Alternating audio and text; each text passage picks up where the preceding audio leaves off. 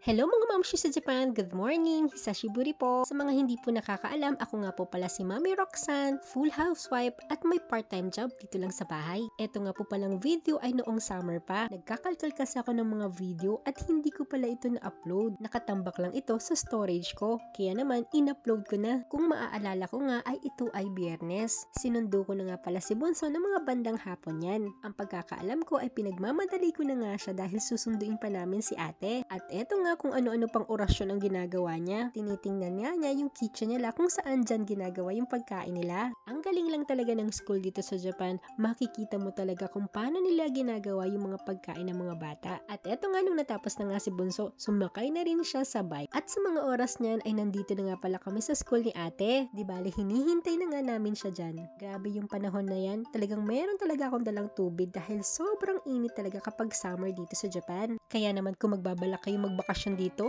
piliin nyo yung medyo malamig-lamig na, yung hindi malulusaw yung mga makeup nyo. At maya-maya lang, eto na nga, naandito na nga pala si ate. Nakita na nga pala siya ni Bunso. Di bale, sinabayan ko na nga pala si ate sa paglalakad niyan dahil hindi na nga siya kasya sa bike. Kaya naman pag uwi namin ng bahay, eto pawis na pawis nga kaming lahat. Pero si Bunso nga pala ay nakasakay lang siya sa bike, pero tingnan nyo naman ang pawis. At naandito na nga pala kami sa bahay.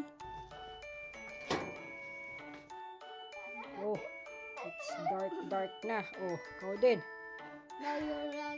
At ayun nga, nagtatawanan nga kami dahil ang iitim na nga namin, lalo pa kaming umitim. Fast forward na nga tayo dahil gabi na, kaya naman magluluto na ako ng dinner namin. Di bale magkakari lang kami. At eto nga si ate, galing nga pala siya sa labas at naglaro siya. Pag uwi nga niya dito ay meron siyang sugat, pinakita niya sa akin na dapa daw siya. O diba, nugnog na?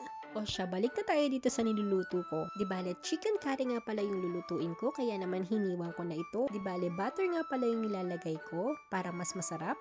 At sinunod ko na nga yung mga sangkap, yung carrots, yung patatas at sibuyas. At syempre, nilagyan ko na rin ng tubig, tinakpan at pinakuluan. At nung kumulo na nga, nilagay ko na nga yung bar na kare. At nung kumukulo na nga at medyo lumalapot na nga ang texture niya, ay nilagyan ko na siya ng honey. Actually, nilalagyan ko to ng chocolate na gana. Kaso wala kasi ako nun, kaya honey na lang ang nilagay ko. Yun nga pala yung sikreto ko, kaya naman gustong gusto nila ate at daddy to. O ayan, na-share ko tuloy yung sikreto ko. I-try nyo na rin. At habang pinapakuluan ko nga yung kare, ay naghugas na nga pala ako. At ayan nga, ready na ang kare. Tara, kain po tayo. Itadakimasu! Suddenly lang kasi, ang dami kong nakikita sa aking Facebook na mga video. Ang dami na palang nangyayari dito sa mundo.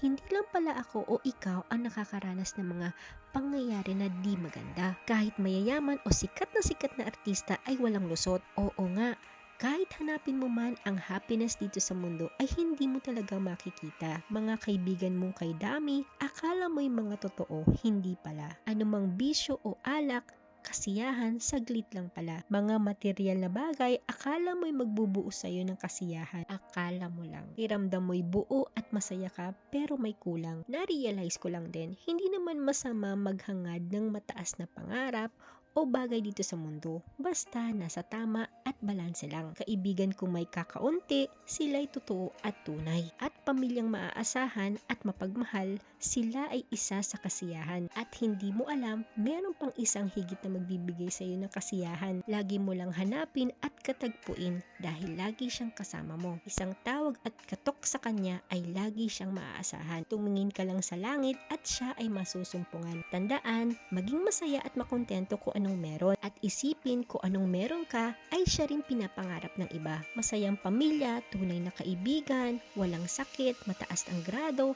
at may maayos na trabaho. Mayaman ka man o mahirap, huwag kakalimutan maging humble at lagi magpasalamat. Yun lang po, salamat!